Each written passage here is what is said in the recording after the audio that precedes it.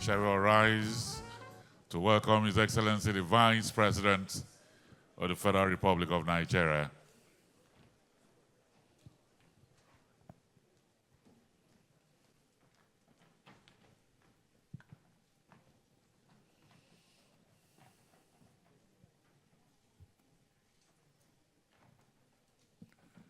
The national anthem, please.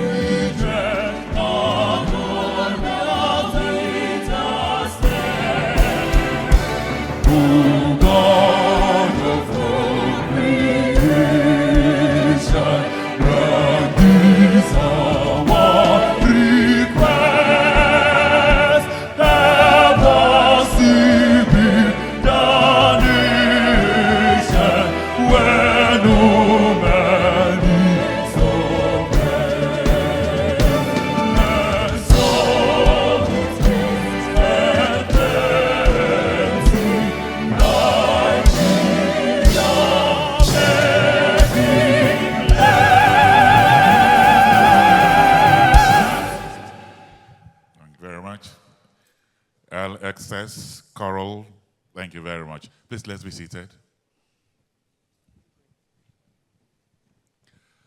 Your Excellency, the President of the Federal Republic of Nigeria, His Excellency Bola Ahmed Tinubu GCFR, represented here by His Excellency the Vice President of the Federal Republic of Nigeria, His Excellency Senator Kashim Shettima, GCON. Let me welcome members of the National Assembly that are here. I'd like to specially welcome for his hard work and consistency the Honorable Minister of Budget and Economic Planning, His Excellency Senator Abubakar Atiku Bagudu, CON. I'd like to welcome all the ministers that are here. Let me welcome here the Secretary to the Government of the Federation, represented here by the Permanent Secretary in his office, Dr. Morris Mberi. I'd like to welcome the Chairman of the NESG, Mr. Olani Yusuf, and other members of the board that are here, past chairmen that are here present, the CEO of NESG, Dr. Tayo Aduloju, and all the past CEOs and DGs, when it was DG, of the NESG, members of the diplomatic corps, development partners, captains of industry, permanent secretaries and heads of parastatals and agencies, invited guests, ladies and gentlemen. It is with pleasure that I welcome all of you on behalf of the Nigeria Economic Summit Group and the Federal Ministry of Budget and Economic Planning. If I say welcome to the world of Africa's global think tank, I'll be right. And like we had in the preceding panel, the journey that started in 1993 has been defining and redefining evidence-based policy advocacy in the interest of the nation. So welcome to the 30th Nigerian Economic Summit. On behalf of the Federal Ministry of Budget and Economic Planning and the NSG, they have designed this summit so that they can address the current economic headwinds affecting the nation with a view to providing stability. And the theme this year will be collaborative action for growth, competitiveness, and stability, and carefully chosen to discuss priorities for addressing the current economic challenges. But if you pass through the tunnel, and I'm very sure His Excellency the Vice President did, then you will see in pictorial form the journey, the last 29 editions of the NESG. But for those who are into numerology, number 30 symbolizes creativity, communication, and spiritual awakening. And these are ingredients needed to redirect our economic trajectory. So welcome to 30, a time to look forward with hope, dream big, and embrace the adventures that await us as a nation. So to formally welcome all of us, let me welcome here a man that has been described as a thinker. He is positive. He is a visionary. He is persistent. With competencies across governance, ease of doing business, digital economy, tech enablement, IT effectiveness, innovation, and leadership. He's the chairman of the NESJ, and I'm very happy and excited to welcome here Mr. Olani Yusuf, chairman of NESG.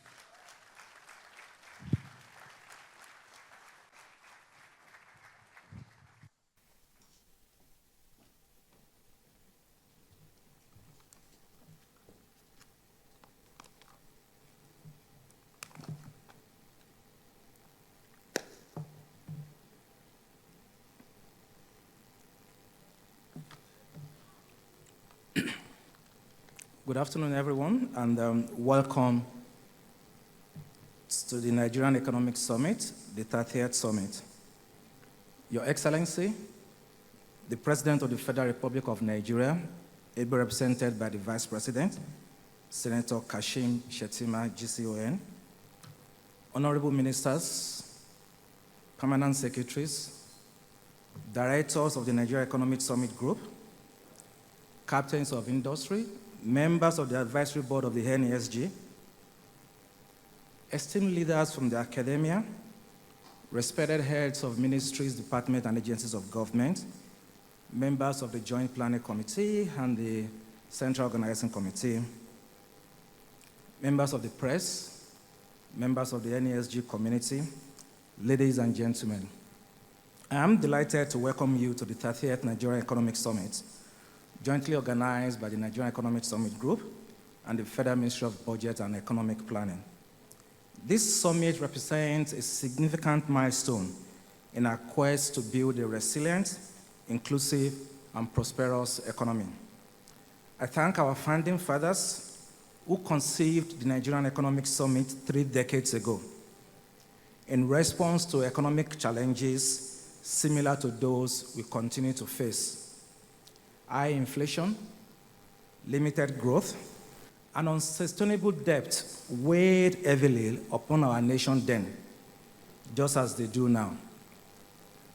Nigeria has experienced 2 recessions in the past decade, each exposing deep-rooted structural vulnerabilities that must be addressed with renewed urgency. Hence, today's challenges demand a new approach centered on collaboration to promote growth, competitiveness, and stability.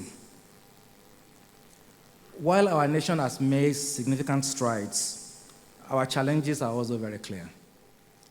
The twin problems of income inequality and multidimensional poverty continue to cast a long shadow over our progress. Nigeria's struggle with an uneven distribution of resources, macroeconomic instability, and institutional fragility that prevents us from reaching our full potential. The task before us, therefore, is to forge decisive reforms that can break these cycles of stagnation and pave the way for equitable growth. Since our recovery from the 2016 economic recession, the Nigerian economy has shown resilience, but still remains fragile.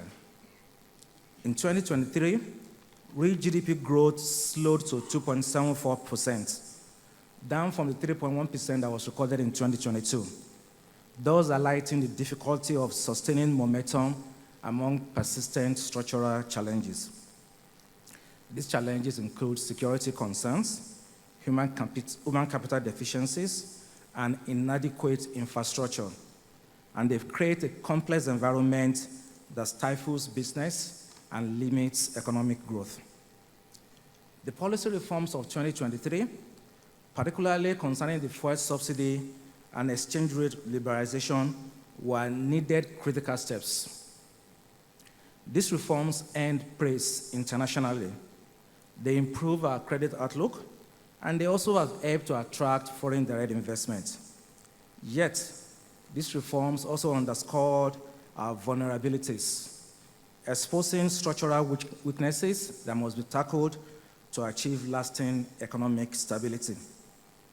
The positive impact on our current account, government revenues, and FDI inflows is quite notable. But we must take additional steps to ensure these gains are not reversed. The Nigerian economy displayed resilience during the first half of 2024, with GDP growth reaching 3.1%. This growth, led by gains in both the oil and the non-oil sectors, marks a modest improvement and is slightly higher than our population growth rate. However, the recorded growth was uneven, benefiting a small range of industries while failing to generate sufficient jobs. To ensure sustained growth, we must also focus on inclusivity, ensuring that economic progress lifts all sectors and all communities in our country. Your Excellencies, government must prioritize institutional reforms, especially the reduction of the cost of governance, for instance, by implementing the Orosaye report, and also accelerating the privatization and commercialization of many underperforming national assets to attract the needed capital, but also the private expertise. And of course, to optimize their usage for the Commonwealth, of the usage of our Commonwealth for the benefit of all Nigerians. Government must implement its electoral promises by aligning policy, programs, performance, and productivity to ensure we seize the opportunities of today and take full advantage of the prospects of tomorrow. Encouragingly, our external economic position has also improved. The removal of fuel subsidies and the liberalization of the exchange rate contributed to a trade surplus of above 12.1 trillion naira in the first half of 2024, which is double the surplus recorded in 2023. Government revenues have surged, with FAC allocation reaching 18 trillion, an increase of 82% over the previous year. And foreign investment inflows have also increased, boosting our foreign reserves. Yet, these gains are tempered by macroeconomic instability. The naira has depreciated by over 72% against the dollar, and inflation remains high at 32.2%, placing immense pressures on individuals, business, and on the economy. Our fiscal situation remains a significant concern. Public debt reached 121.67 trillion by the first quarter of 2024, pushing our debt to GDP ratio to 52.9%. The debt service to revenue ratio is still high at 68%, even though that has reduced, but thus underscoring the urgent need for fiscal reforms to put our nation back on a sustainable path of development. Our citizens ultimately bear the cost of economic fragility. Per capita income is projected to fall to approximately $1,000 by the end of the year, down significantly from over $2,000 in 2022.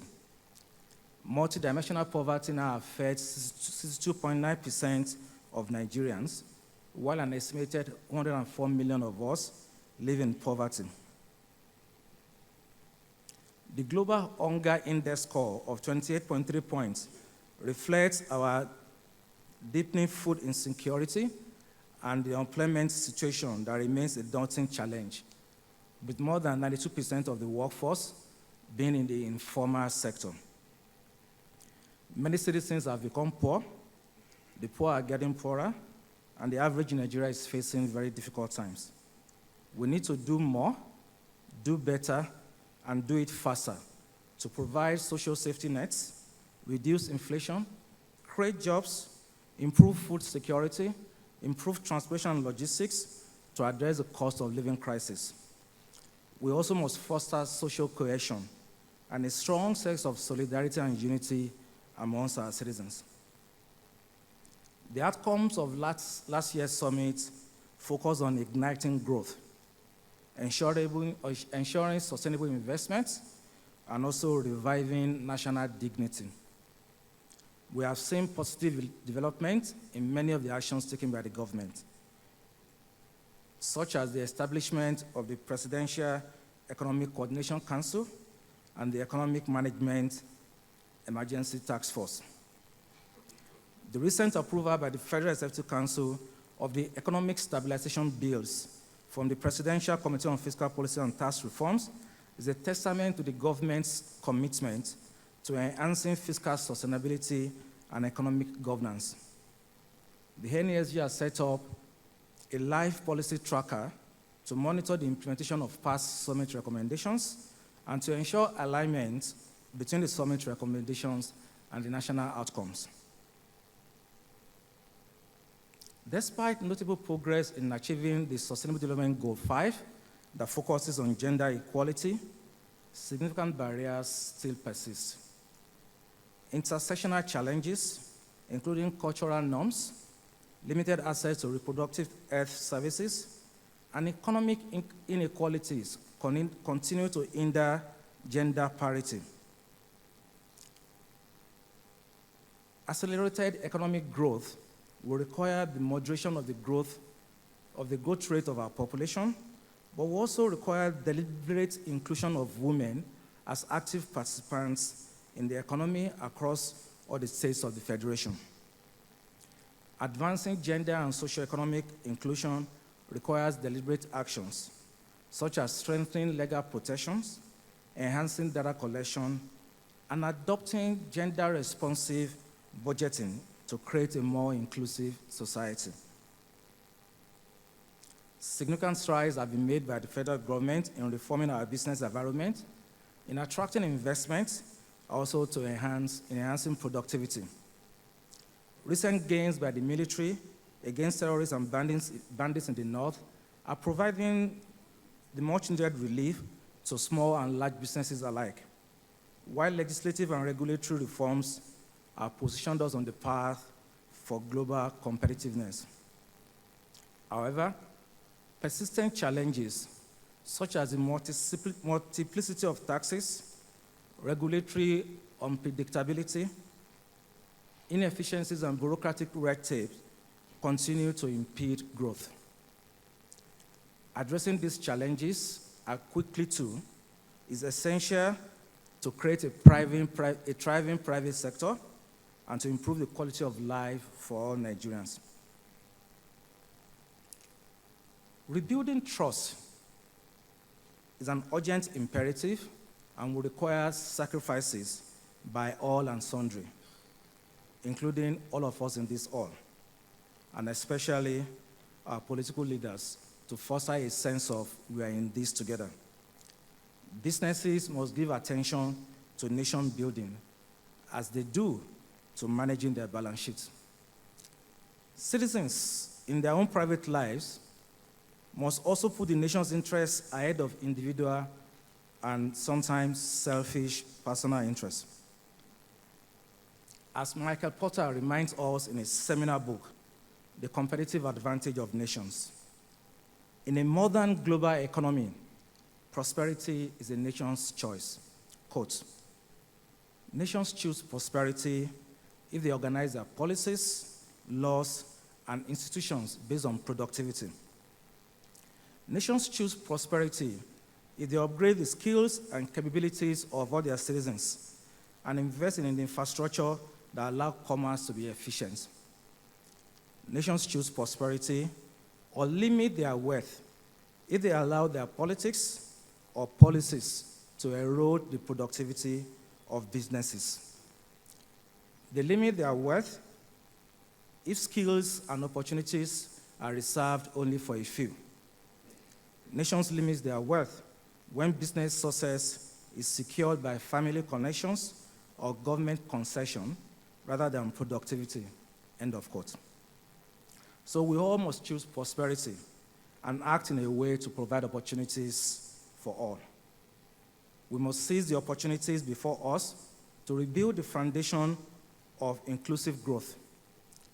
The fiscal space created by the reforms of 2023 offers a unique chance for us to invest in our natural capital, our infrastructure, our human, and also our social capital. We must harness our resources, energy, agriculture, and solid minerals, and build infrastructure that will enable productivity. Above all, we must invest in our people, ensuring every Nigerian has access to education, health, nutrition, and economic opportunities. Now is the time for the strategic, legislative, and regulatory reforms to secure a prosperous future for us. We must create frameworks that enhance productivity, unlock key sectors of the economy, optimize underperforming assets, and strengthen our markets to foster trade and investment. Our natural resources have shaped our past, but I'm convinced that it's our productive human resources and a talented youthful demography that will define our future, while the private sector will be the engine of growth in that future.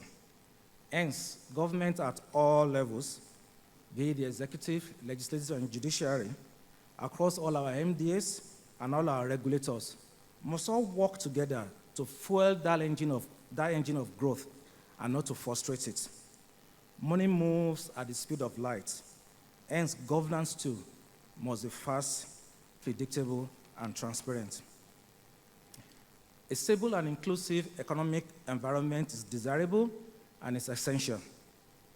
At this critical juncture, I call on all of us, government, private sector, development sector, and the civil society, to join hands in building a shared, prosperous future. By investing wisely in our collective future, we can build a more competitive, resilient, and prosperous Nigeria for generations to come. Today's challenges demand a new approach that is centered on collaboration to promote growth, competitiveness, and stability. Sir Albert Einstein noted, "You cannot solve problems at the level of thinking that created them in the first place." Hence, I believe this admonition has great implications for us in Nigeria today, as a radical paradigm shift is required in our individual and collective mindsets, and our philosophy must change to one that supports and propels economic transformation. The reemergence of a dominant, globally competitive, and prosperous Nigeria is predicated on systemic changes in our values, in our leadership, and consensus on what matters most, and great commitment to the rule of law, economic development, social stability, and democratic accountability. Together, we have the power to build an economy that not only withstands shocks, but that also creates lasting prosperity for all Nigerians. The road ahead may be complex, but our potential is far more significant. And with shared vision and determination, we will persevere, we will innovate, and we will overcome. Once again, I welcome you all to the next 30. Let's dive into the discussions. Let's connect with fellow participants. Let's get inspired by the diverse perspectives that will be shared.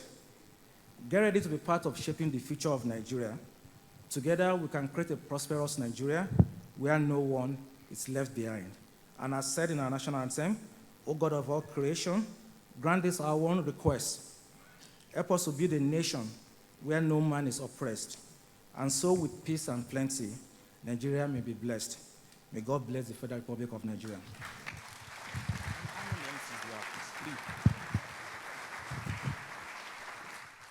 Thank you very much for that warm.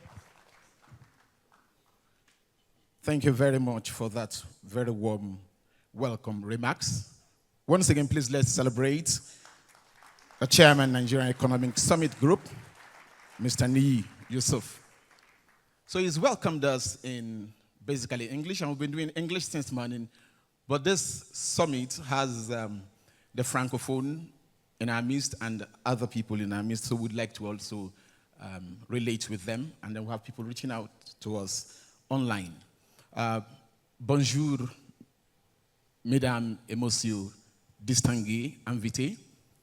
Bienvenue au programme d'aujourd'hui. C'est la 30e édition du Sommet économique nigérien sur le thème Action collaborative pour la croissance, la compétitivité et la stabilité. Nous sommes ici pour 3 jours. Je crois que vous allez trouver la conférence très intéressante et profitable. Nous sommes à Abuja et ici à Abuja, il n'y a pas de problème. Il faut rester avec nous et calmez-vous. Merci beaucoup et que Dieu vous bénisse. Guten Tag, meine Damen und Herren, und herzlich willkommen hier. Ich wünsche Ihnen eine wunderbare, spannende und unvergessliche Erfahrung.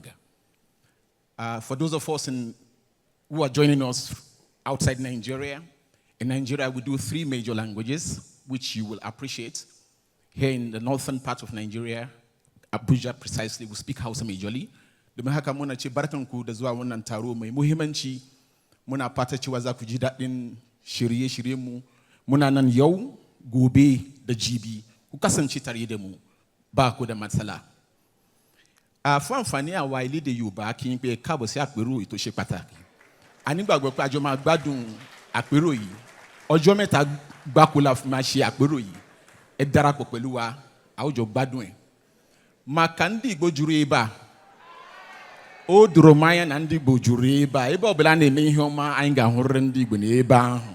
Ihe a m kwuru ewu eziokwu kọwashi ka anyị na-aga n'usoro maka na ọ ga-aga nke ọma, ọ ga-akpọtụ kwụranụ m aka biko.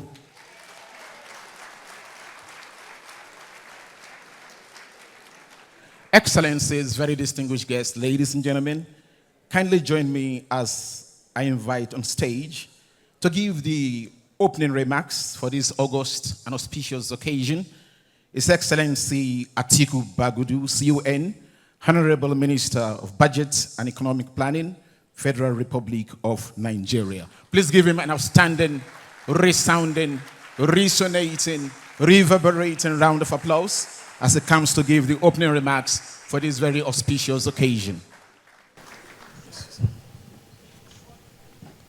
Thank you, Your Excellency, Mr. President, President Asiwaju Bola Ahmed Tinubu, ably represented by the Vice President, Senator Kashim Mustafa Shatima, GCON, members of the National Assembly, honorable ministers, permanent secretaries, chief executive officers, the chief executive officer of the NESG and members of the NESG board, as well as the organizing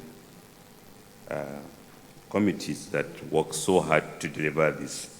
Distinguished ladies and gentlemen, Good afternoon, everyone. Let me join Ni Yusuf. It's always confusing when he's reading the opening address. I'm doing the opening remark to underscore that because it was done to underscore the fact that this is a partnership between government and the Nigerian economic society team, which came to be known as NESG. And Your Excellency, Mr. President, just before you arrived, there was an interesting panel in which the history of the NESG was reviewed by a very competent panel of those who have been there at the very beginning, including Dotun Suleiman, and as well as many others.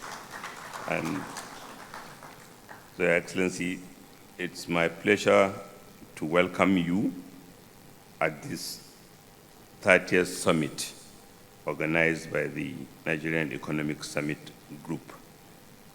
Your Excellency, Mr. President, distinguished ladies and gentlemen, let me start by, on behalf of all of us, extending our sincere appreciation to His Excellency President Bola Ahmed Tinubu, GCFR, for his continued support and commitment to the summit process.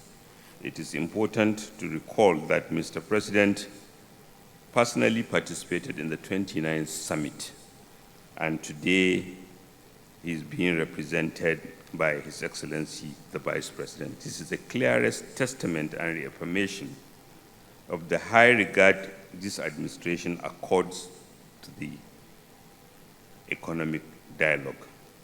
Your Excellency, Mr. President, distinguished ladies and gentlemen, this summit has over the years played a pivotal role in the sustenance of our national dialogue on the economy and frame our deliberations within the context of the aspirations for a better quality life for our people. It discusses our vision of equity and social justice, the enviable economic and political order we are committed to creating, and forms the basis for forging consensus by promoting and sustaining cooperation between the public and private sector. I'm sure if someone was listening to Ni Yusuf's opening address, he will have think it is made by a public officer, because it speaks to the collaboration in terms of we don't have time to waste. We should we should celebrate our achievement and focus on those things we can do better. Distinguished ladies and gentlemen, the summit has remained one of the biggest platforms for dialogue among top policymakers and corporate leaders. The 3 decades of this partnership between the federal government and the Nigerian Economic Summit had provided a veritable platform for interrogating public policy and preparing enduring solutions to the country's socio-economic problems, particularly for a government that during the campaign interacted and made an undertaking to the National Economic Summit Group that it will sustain the partnership. Last year's summit theme was Pathways to Sustainable Economic Transformation and Inclusion. The summit came at a critical juncture in the nation's social and economic trajectory as a new administration that took up in May 2023 was settling in office, having campaigned on a renewed hope agenda and strategy. It focused on crafting immediate and long-term strategies for fostering economic growth and development. The summit recommendation continued to inspire government to reform critical sectors of the economy. For instance, the 29th summit emphasized the urgent need to tighten foreign exchange rules, broaden official market, and harmonize fiscal and monetary policies for a balanced approach to economic stability. It highlighted infrastructure development as pivotal to sustainable economic growth, recommending prioritizing power generation, road networks, and transportation systems. Pursuant to the renewed hope strategy and in line with this recommendation, President Asiwaju Bola Ahmed Tinubu's administration has sustained its foreign exchange reforms, eliminating the hitherto multiple rates, even as the Central Bank of Nigeria regularly fine-tunes its guideline to enhance monetary stability. Because of the bold, painful tackling of the punitive subsidy regimes that is affecting both currency and energy, funding to the three tiers of government had improved, in addition to enhancing the ability of governments to meet social investment and even minimum wage payments. The President approved the Renewed Hope Infrastructure Fund earlier in the year. The fund is an innovative tool to generate financing, not from the budget, but utilizing equity component on the budget to promote, enhance, and create employment opportunities in transformational projects in railway, coastal railway, the 700 kilometer, for example, 1,000 kilometer Sokoto-Badagry superhighway, and as well as dams, irrigations, and investment in an energy transition led by CNG, which is designed to cheapen Nigeria's energy availability so that we remain competitive. Between last year's summit and today, we have had a 2.7 trillion naira supplementary budget, a 28.77 2024 annual budget, and a 6.2 trillion naira amendment which incorporated the Renewed Hope Infrastructure Fund into the budget. The three budgets demonstrate our commitment to restoration of macroeconomic stability, funding our priorities such as security, agriculture, and food security, infrastructure, human capital development, social investment, as well as innovation and the creative economy. Innovative measures include expansion of consumer credit to support manufacturing and access to affordable credits, mortgage reform to expand access to housing, student loans funding, CNG penetration as expansion program, as well as digitization of government services, all intended to, among others, expand the economy, reduce deficit, and attain an increase in capital spending. These measures are complemented by a host of trade and fiscal reforms, some of which Ni have spoken about. In addition, the decision to accept Naira payment for crude oil for domestic refiners and the oversubscription of the domestic dollar bond issued are both expressions of confidence in both our Naira and growing confidence in our economy.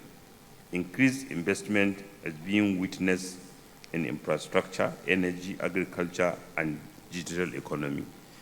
Your Excellency, just a few days ago, the ministry held its joint planning board meeting in Nasarawa, and in a confirmation that the subnational economies are taking up the opportunities, the governor informed us that 2 lithium processing plants are currently being constructed in in Nasarawa. Just last week again, I was in Katsina State, where the governor told us, as a result of improvement in security, 95% of the areas where planting did not take place last year in 2023, this year, those areas have been planted. I think those are significant evidences that the reform and investments are working. Your Excellency, distinguished ladies and gentlemen, including these governance and institutional reforms have helped improve our macroeconomic performance. Our GDP has been enhanced from 2.98% growth in first quarter of 2024 to 3.19% in quarter 2 of 2024. Inflation is trending downwards, while external reserves are improving. Our external trade balance improved slightly in the second quarter of 2024, all testaments to the efficacy of the reforms. Therefore, we seek cooperation and understanding of the broad spectrum of the citizenry, as there is indeed light at the end of the tunnel.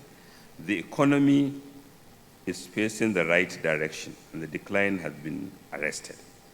What we have achieved, what has been achieved, is a result of boldness, resilience, and collaboration, and thus we need more to compensate for the decades of underinvestment and to ensure that we deliver a collaborative, competitive, and stable environment. We must not determine the winners, but ensure equity.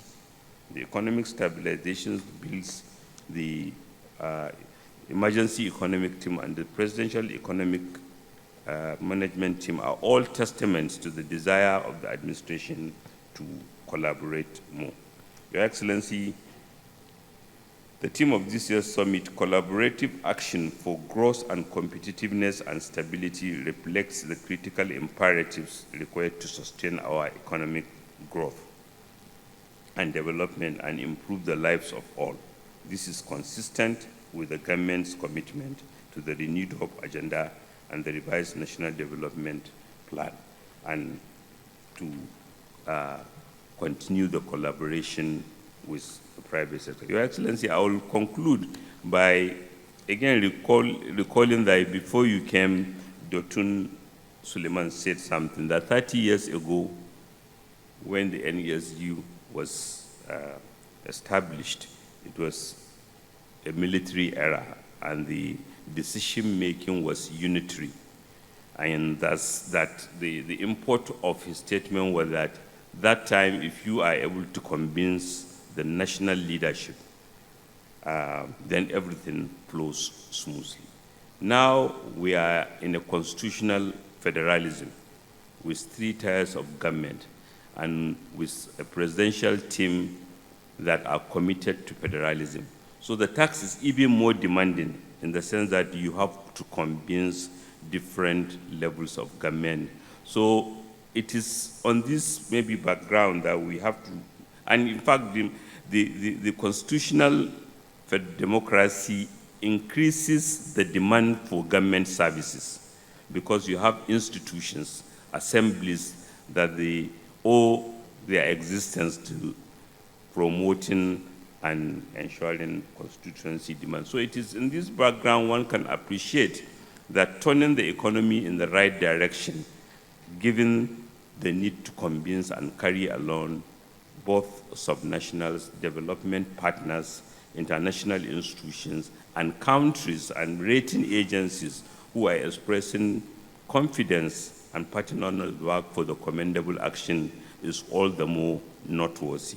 We have interacted with many people, many institutions, and they, particularly our development partners led by the World Bank, and they have been very supportive because they have seen the transparency with which the administration has approached partnership in terms of endearing confidence so that all of us, I believe by the time we meet in 2025, the positive trajectory under the renewed hope agenda will be cemented. Thank you for giving me this.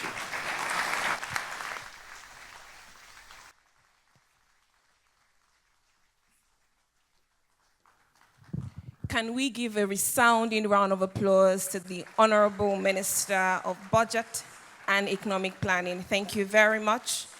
Your Excellency, Senator Atiku Bagudu, CON. Thank you for your commitment to the growth of our economy here in the Federal Republic of Nigeria. Your Excellency, very distinguished ladies and gentlemen, my name is Mojibade Shosoye. I'm a professional compere, a television presenter, and a very proud Nigerian. So it gives me great pleasure to serve as one of your compares this afternoon. Now, I'm particularly excited about the theme for this year's conference, which is Collaborative Action for Growth, Competitiveness, and Stability. It not only highlights the urgent need for unified efforts to navigate an increasingly complex global economy, it just also reminds me of the words of the President of the European Central Bank, Christine Lagarde. She said, and I quote, "Economic growth is never by mere chance. It is the result of forces working together."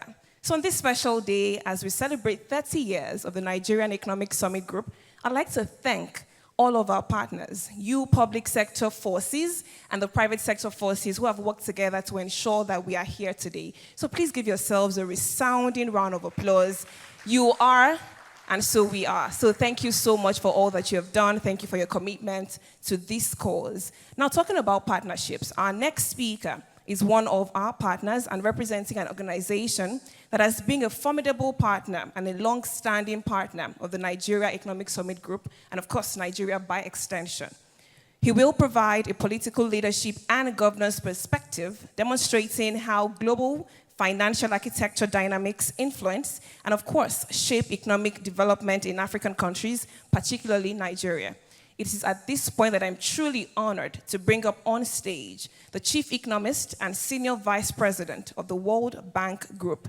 Please give a resounding round of applause as we make welcome Indemit Jill. Please sustain the applause till he gets here. We're truly honored to have you here at the 30th Nigeria Economic Summit Group. Thank you for your continued support of the Nigerian economy. Thank you for your partnership, and thank you for even the future. Over to you. Thank you. Very much. So I am very, very pleased to be here. I want to thank, first I want to thank very much I would like to thank the Vice President, Mr. Vice President. I would like to thank the Minister of Planning and Budget and the Minister of Finance. And I would like to thank the Chairman and the CEO of NESG for the invitation to my boss, Ajay Banga, who is the President of the World Bank, to participate in the discussions today. So Ajay regrets very sincerely that he could not be here, and he sends his regards to all of you. So I am a poor substitute for him, but I'm very happy to attend in his place. So I'm happy because Nigeria is an important country at a very critical juncture, and I would rather be here today than anywhere else. So I was asked to talk about the most pressing challenges affecting Nigeria and Africa's economic development and growth. So I'm going to focus on Nigeria for a very simple reason, because Africa goes as Nigeria goes. So given its size and significance and the success of Nigeria's reforms that are happening today, will give a big boost to countries across the continent. And because the whole world has a stake in Africa's future, the whole world needs to pay attention to what Nigeria is trying to do today, and actually the whole world is paying attention. So as I speak, though, there is a lot of suffering in all sections in all parts of Nigerian society, but especially among the poor and the young. They want good schools, they want decent colleges, they want decent healthcare, good jobs, and safe conditions that allow them to use this potential, to make full use of this potential. But high inflation is hurting everyone today. It is hurting them the most. So oil wealth that should be used for the welfare of all Nigerians has for too long been used to benefit just the elites. The elites are also being hurt by these reforms that started last year, but they have done very well in the past, and they have built big buffers. The ordinary Nigerians are being hurt even more, and they were hurt much more by the policies of the past, and they don't have any buffers. So their welfare should be uppermost on our minds today. So you're probably thinking, tell us something we don't know. Have you come all the way from Washington to tell us this? So I will talk today about things that you can probably see more clearly from far away than from close up. So I will instead remind you that the problems that are being tackled today in the Nigerian economy first surfaced more than 40 years ago, when oil prices began collapsing in the early 1980s after the big oil boom of the 1970s. So I'll make a brief detour into history because I think it is important to do so. It is important because the wise say that those who ignore the lessons of history, eventually relearn them, but in much more painful ways. So I want to start by saying there are three crucial aspects of oil. The first is that it is an exhaustible asset. Everybody knows that. The second, it is a fickle asset. Its prices are among the most volatile of all commodity prices. The third is that it's a national asset. And this means that, like Nigeria's forests and seas and rivers, its benefits have to be shared across every segment of the society and across all generations. So over the last 40 years, oil has come to dominate the Nigerian economy. Nigeria's economic growth, its exchange rate, its stock market, all move with the oil price. But this was not always the case. It happened because of poor fiscal and exchange rate policies during the oil boom of the 1970s. Massive increases in oil prices brought massive increases in wealth. Yet Nigeria's fiscal deficit shot up to between 7 and 10% of GDP. What happened also was that current account, the deficits in the current account also ballooned, along with external debt. In short, what happened was that Nigeria's fiscal policy became highly pro-cyclical. So what ended up happening was that the government ended up amplifying oil price volatility instead of reducing it. Instead of insulating ordinary Nigerians from the vagaries of oil markets, the government made them even more vulnerable. This was the first mistake. Then oil prices started to fall.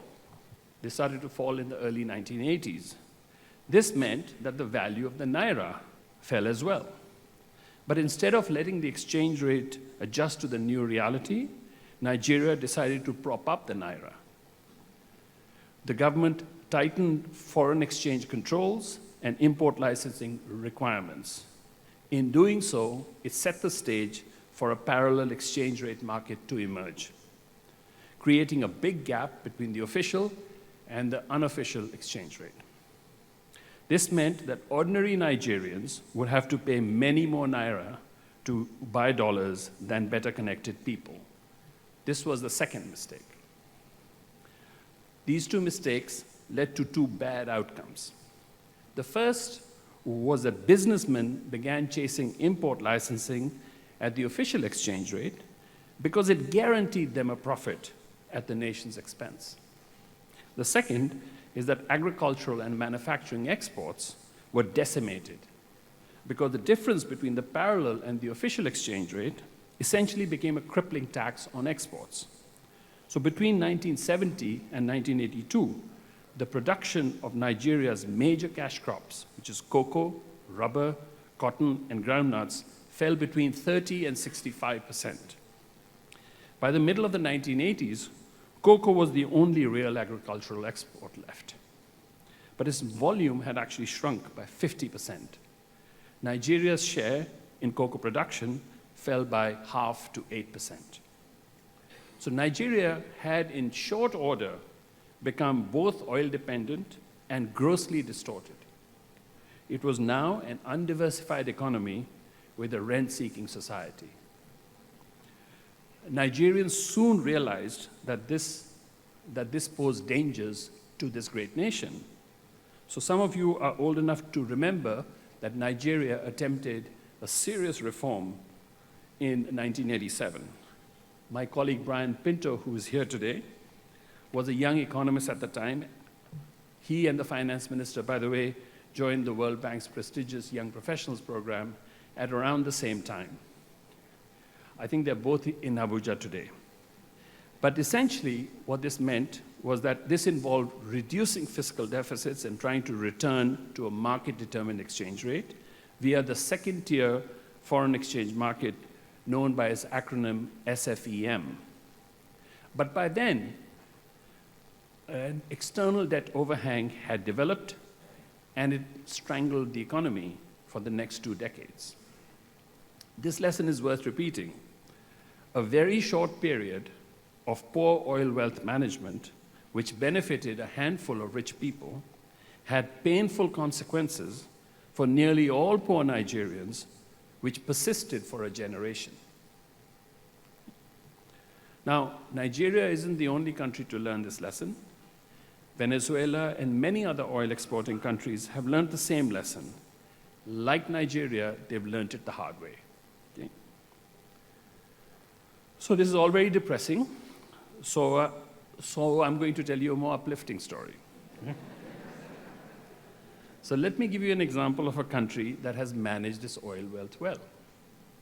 This country adopted an oil price fiscal rule that not only insulated the non-oil traded goods sector against oil price volatility, but also helped to build a cushion of foreign exchange reserves, a big cushion of foreign exchange reserves.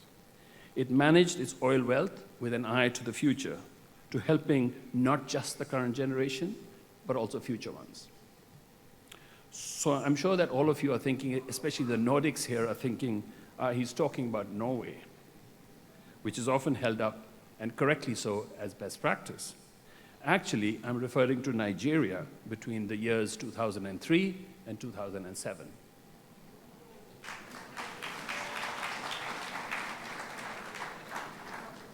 During those 4 years, Nigeria implemented fiscal and exchange rate reforms. It introduced unprecedented transparency into the recording and allocation of oil revenues. It renegotiated its Paris Club debt, which had created this debt overhang that was choking the economy. And the payoff was immense and immediate. For the first time in its history, Nigeria notched a BB- sovereign credit rating. It started to attract FDI, and everyone, not just in Nigeria, everyone started to talk of Africa rising.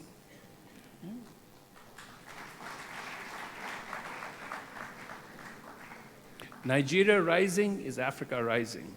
We know this from the past. It will be true. It will be true in the present, and it will be true in the future. Okay? Actually, not long before that, Norway had taken a course very similar to Nigeria's. Norway was quick to learn from its policy mistakes during the 1970s, when fiscal policy was pro-cyclical, just as it was in Nigeria. The governor of Norway's central bank actually noted in a 2015 speech, he said, "We learned from our mistakes. The oil fund mechanism in 1990 and the fiscal rule in 2001 were introduced to discipline fiscal policy in such a way that Norway's petroleum wealth would also benefit future generations." So the main difference between Nigeria and Norway is not that they didn't put in place good policies, one did and the other one didn't. The main difference is that Norway has stayed the course for much longer. Now, it's true that there are also other big differences between Nigeria and Norway. Nigeria's population is much bigger compared to its oil wealth. Its demographics also quite different, in many ways much better. But its economic governance institutions are less credible, and they need to become much more credible. But the basic principles that guided the Norway reform and the Nigerian reform are the same. And they are: 1, learn from your policy mistakes. 2, let markets determine the exchange rate. 3, keep public debt sustainable. 4, adopt oil price-based fiscal rules. 5, make accounting and allocation of oil revenues fully, completely, painfully transparent. 6,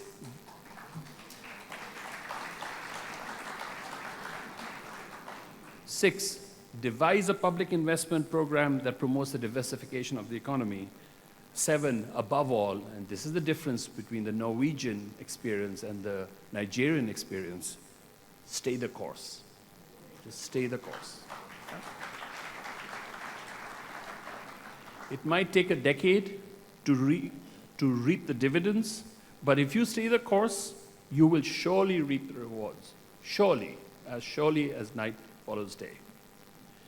Now, that ends my history lesson. Let's talk about today. So today, Nigeria is once again at the crossroads. It has begun to implement a far-reaching, politically difficult reform with national, regional, and even global repercussions. Without solid progress in Nigeria, the Sustainable Development Goals that we all talk about will remain out of reach.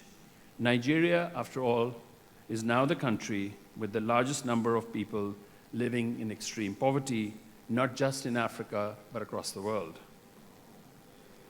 So in the 1990s, by the way, India took this position of the #1 poor country from China, but a few years ago, Nigeria has taken that position as the #1 poor country in the world from India. But the difference, of course, is that India and China have more than 1.4 billion people each. Nigeria's population is just about 225 million. That's about the same population as just 2 of China's largest provinces, and just a bit more than India's largest state. A great nation like Nigeria should not let this continue. I heard the song that Nigeria will survive. Of course Nigeria will. It's a great nation. But great nations also thrive, and I hope that Nigeria will thrive, and soon.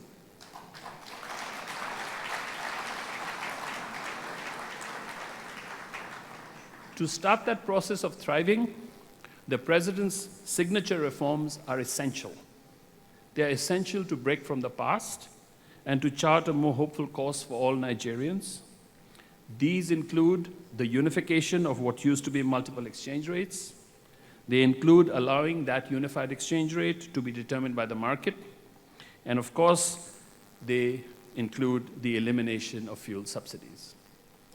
So let me briefly take each one of these up in turn to show you how much oil wealth was being squandered in the past, the very recent past. So last year, before the reforms, the official exchange rate was roughly 465 naira per dollar. The freely determined parallel rate at that time was closer to 700, meaning that for every dollar allocated at the official rate, the loss to the government was close to 250 naira, every dollar. So the total loss in foregone Federation revenues from oil, customs, and taxes on imports amounted to 6.2 trillion naira in 2022. This was more than 3% of GDP.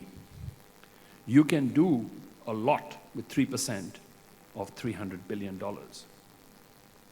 Now, the cost of subsidizing PMS and keeping its price below market levels amounted to 4.5 trillion naira in 2022. That was another 2% of GDP. You can do a lot with 2% of GDP, 2% of $300 billion. Together, these two subsidies, the implicit one from the exchange rate and the explicit PMS subsidies, amounted to a staggering 10 trillion naira a year by 2022, or $15 billion at the free market exchange rate. You can do a lot with $15 billion. Now, by the way, these were just the direct fiscal costs. The wider costs may have been even greater. They included a huge implicit tax amounting to some 35% on non-oil exports, including manufacturing and agriculture. And ways and means advances became the primary way of financing the government to offset the cost of exchange rate and PMS subsidies. This meant inflation, of course. And as a result, debt service consumed all revenues by 2022, and the public debt was burgeoning. Nigeria was on the brink of a full-blown fiscal crisis and collapse in the confidence of the naira. People talk about the options that Nigeria had at that time, the options that the president had at that time. He did not have that many options. Okay. But implementing such a far-reaching reform is impossible without solid political commitment from the top. The price of PMS has quintupled since the subsidy cuts, imposing terrible hardship across the breadth of Nigerian society. The central bank has had to hike its policy rate by a huge 850 basis points, that's almost 9 percentage points, in the last 9 months, to boost confidence in the naira and anchor inflationary expectations. But the central bank financing of fiscal deficits has finally ended. And Governor Cardoso has been putting Nigeria, or be helping to put Nigeria on the right course, on the correct course. But this is only the beginning. Nigeria will need to stay the course for at least another 10 to 15 years to transform its economy.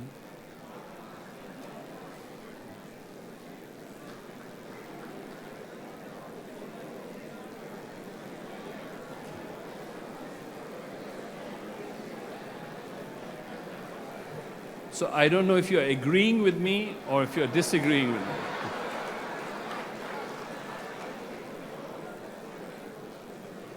If it does that, it will transform its economy and it will become an engine of growth in sub-Saharan Africa, and it will help to transform sub-Saharan Africa.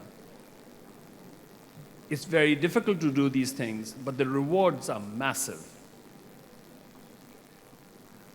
So this is the lesson from the last 40 years, as well as the experience of countries such as India, such as Poland, such as Korea, such as Norway.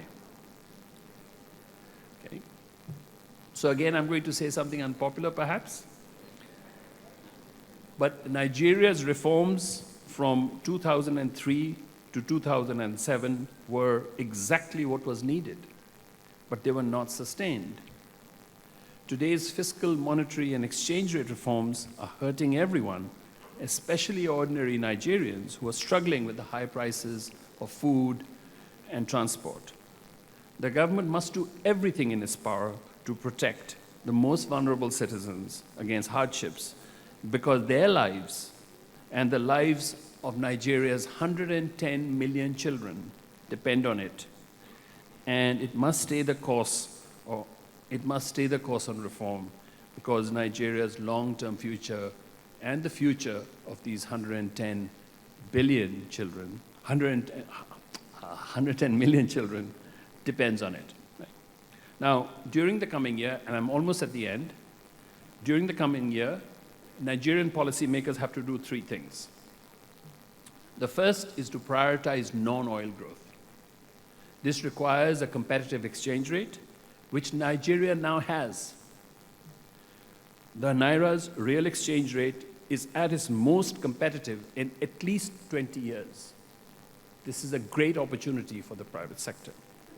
To protect the poor and maintain competitiveness, the central bank must stay focused on inflation.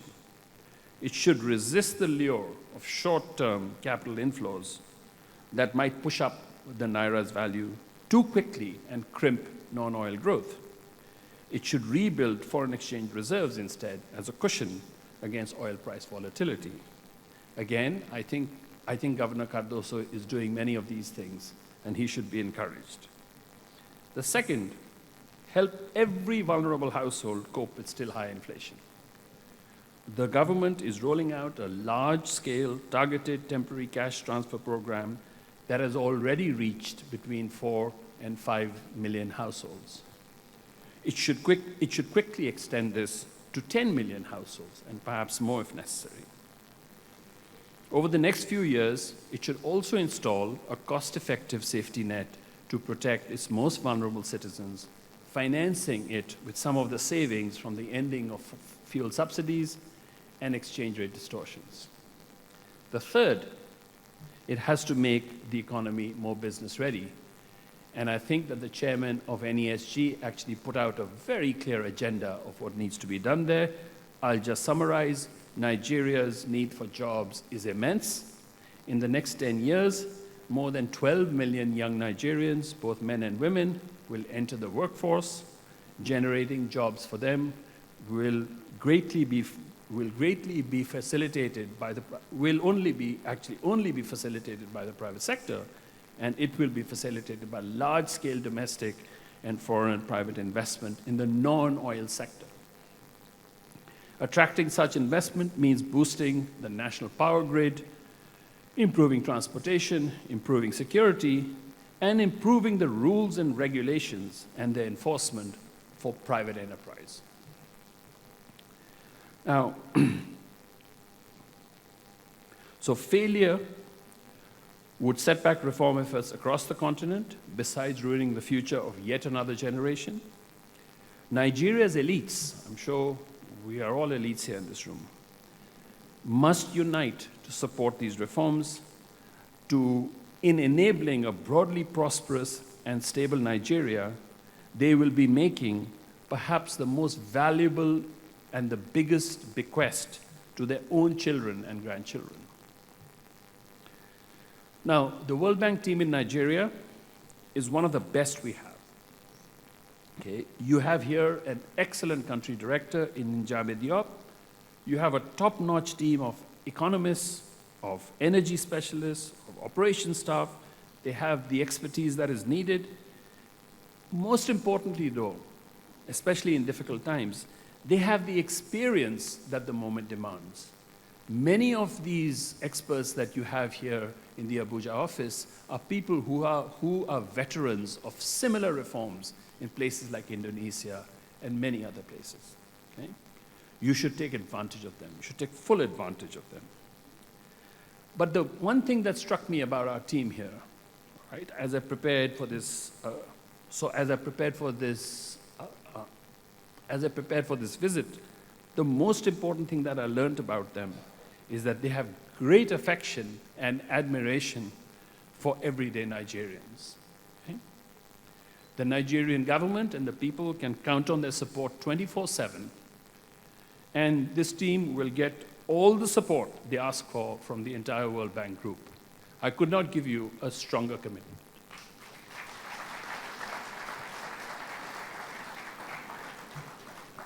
Thank you very much for listening.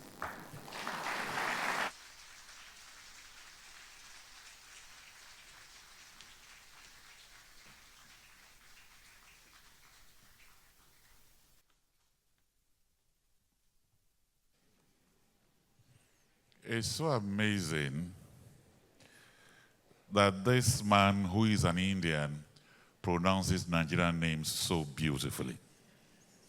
An economist who is focused on economic growth, poverty, institutions, and climate change. It is so wonderful to welcome you to Nigeria and to be part of what we are doing. Can we appreciate him one more time?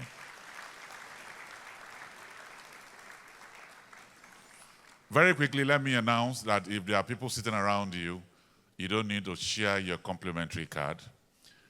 On the tag that you are hanging on your neck, there's a barcode there. Just tell the man you want to give your card to just take the photograph. All the details will be on your phone so that you can save your card for another event. And so, Your Excellencies, distinguished ladies and gentlemen, His Excellency the Vice President is representing the President here. But the beauty of it is that he's also representing the President in Nigeria. And so the wahala of 220 million Nigerians is on his shoulders. That is why we're going to be adjusting our program a bit and putting on hold for a few minutes the panel discussion. His Excellency will address us once we take photographs and he steps out. All of us will remain seated to take that panel. And so, with your permission, Your Excellencies, distinguished ladies and gentlemen, let me welcome here His Excellency, the Vice President of Nigeria, His Excellency Senator Kashim Shettima, GCON.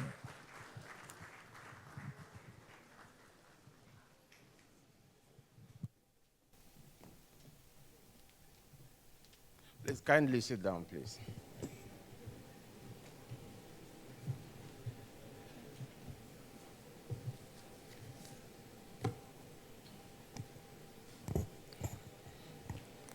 The Chairman, Senate Committee on Agriculture and Rural Development, distinguished Senator Saliu Mustafa.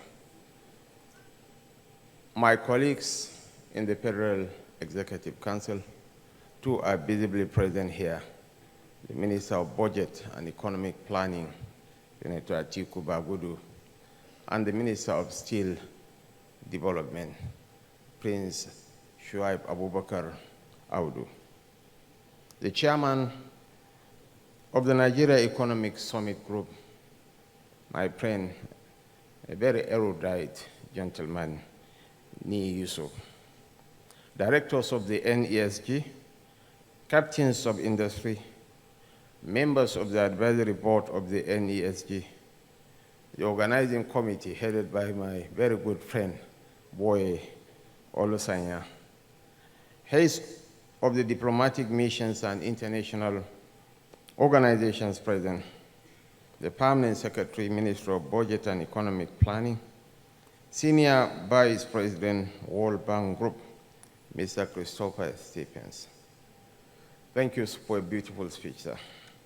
The Vice President, African Development Bank, heads of government agencies and parastatals, captains of industry, honored guests, distinguished ladies and gentlemen. It is with immense pleasure that I address the 30th Nigerian Economic Summit Group. Over the past 3 decades, this summit has been a forum for government and private sector stakeholders to exchange ideas, debate policy, and identify innovative solutions to Nigeria's socio-economic challenges. The theme of this year's summit, collaborative action for growth, competitiveness and stability, could not be more appropriate, as it encapsulates the pressing need for concerted efforts to address the multidimensional issues we currently face. Like many other nations, Nigeria has experienced significant economic turbulence over the past few years. The challenges have been global as well as domestic, ranging from the COVID-19 pandemic and fluctuating oil prices to internal security issues, inflation and structural weaknesses in our economy, such as over-reliance on oil revenue and lack of economic diversification.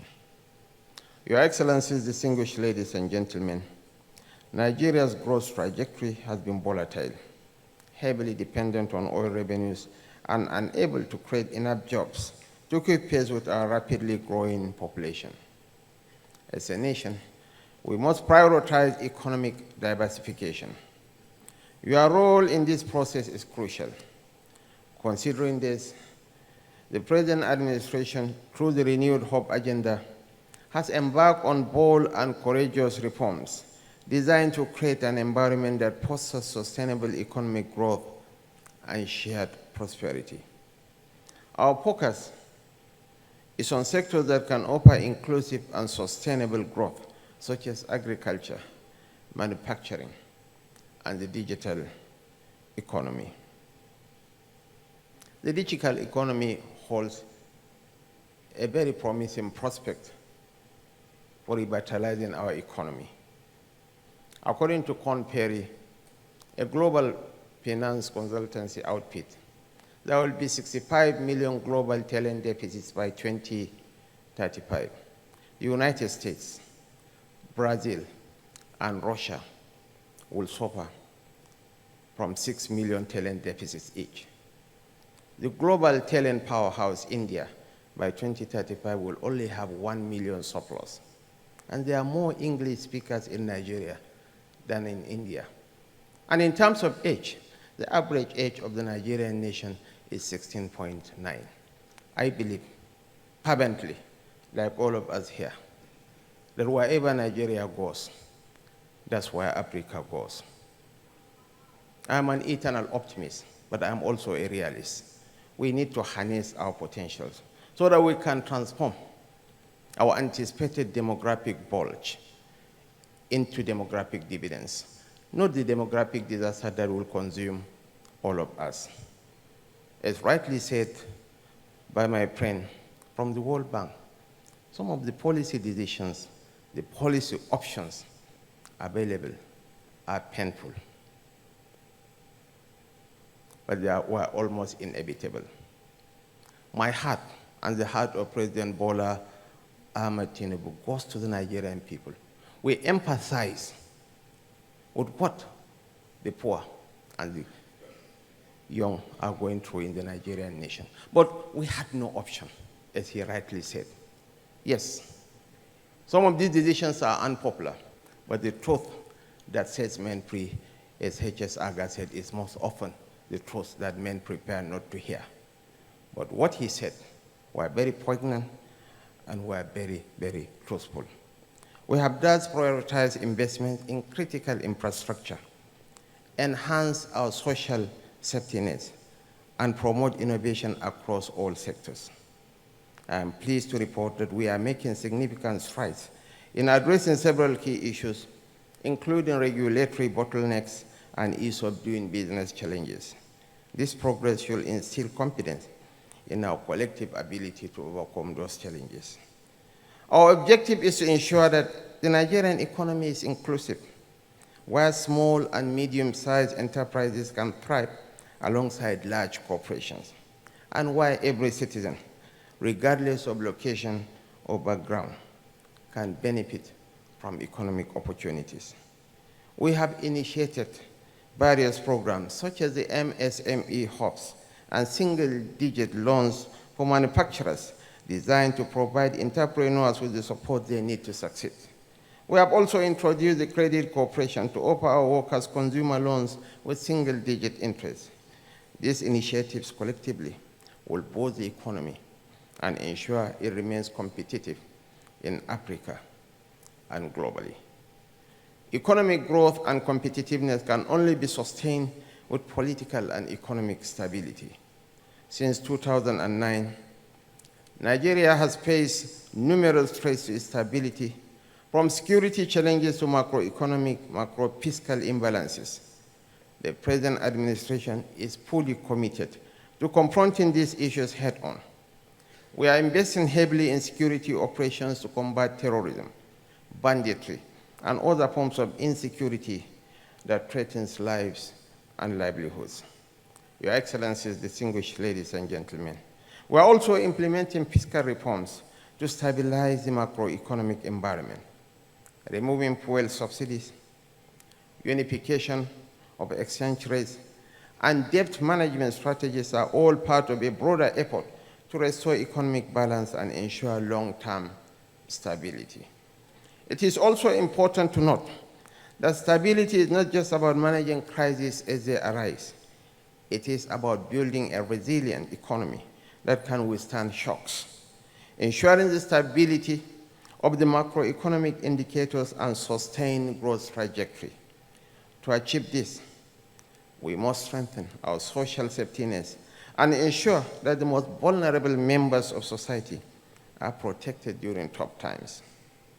We are already expanding programs like the National Social Investment Program, National Poverty Reduction with Growth Strategy, and other livelihood support initiatives crucial to millions of Nigerians. However, we must do more to institutionalize these safety nets and make them a permanent feature of our economic architecture. No single sector or stakeholder can address these challenges alone. What we need now, more than ever, is collaboration, where the public and private sectors, civil society, and international development partners collaborate to drive a shared vision for growth and development. I want to emphasize that the challenges before us, while significant, are manageable and can be overcome. With the right policies, the right partnerships, and the right level of commitment, Nigeria can emerge stronger, more competitive, and more resilient. The Nigerian Economic Summit remains invaluable for fostering the dialogue and collaboration needed to move our country forward. Let us use this platform to discuss and make actionable recommendations that will inform policy to drive growth, enhance competitiveness, and secure long-term stability for Nigeria. I beseech thee, I implore on all of us here, I would like to impress on every Nigerian in this gathering, the challenges before us are not insurmountable, but together, we shall overcome these challenges. The trajectory of global growth is facing Africa. Nigeria will make or mar that transition. Africa missed the agricultural age. We miss the industrial age.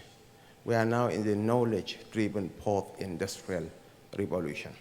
We cannot afford to miss this trend. We have the talents. We have the population. Of the 8 unicorns in Africa, 5 are in Nigeria. Flutterwave, Interswitch, Paystack, and the Gel.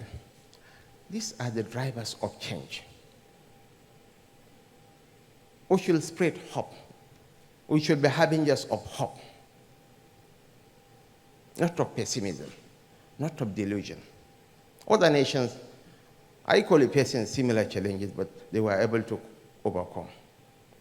We have to fuse into one, irrespective of our differences in political affiliations, religious persuasions, tribal or sectional background. Weaponizing our economic challenges does not help anybody. Because whatever others from outside the world will pick about Nigeria is the narrative at home. When our own people are running down our nation, what impact will it make on the global community? I stand to be corrected, but more people are killed every day on the streets of America than in Nigeria. But do they emphasize those losses? Go and get the statistics for the city of Chicago on a weekend, and then we can compare notes. On this note, on behalf of President Bola Ahmed Tinubu, I am honored to declare the 30th Nigerian Economic Summit open. I wish you fruitful deliberation. Thank you for your attention, and may God bless the Federal Republic of Nigeria. Thank you very much. I'm waiting for His Excellency Senator Kashim Shettima. I would rather GCUN. collect it now, sir. I would rather collect the speech now, sir. Yes, sir. Thank you. Excellency. Kindly join His Excellency up here for group photographs, sir. Yes, please do. Please, a resounding round of applause for His Excellency Senator Kashim Shettima, GCUN, Vice President of the Federal Republic of Nigeria, for that awesome opening address.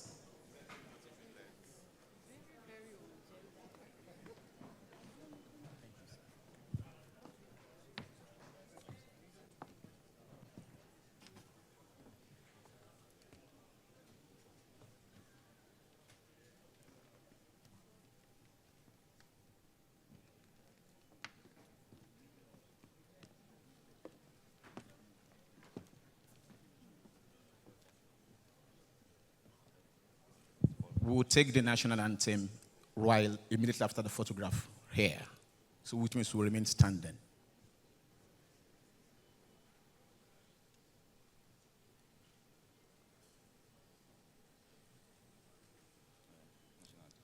The national anthem of the Federal Republic of Nigeria.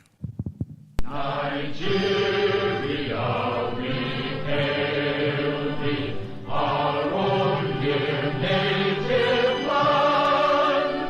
Though tribe and tongue may differ, in brotherhood we stand. Nigerians old and proud to serve our sovereign motherland.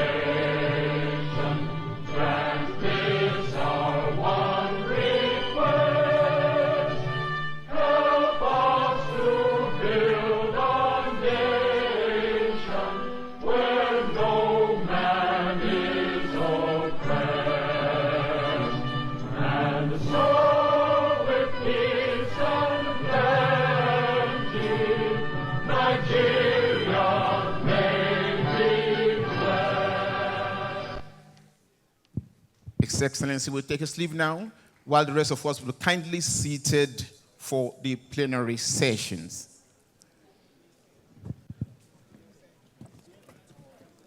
So he goes around now for a tour of the exhibition stands.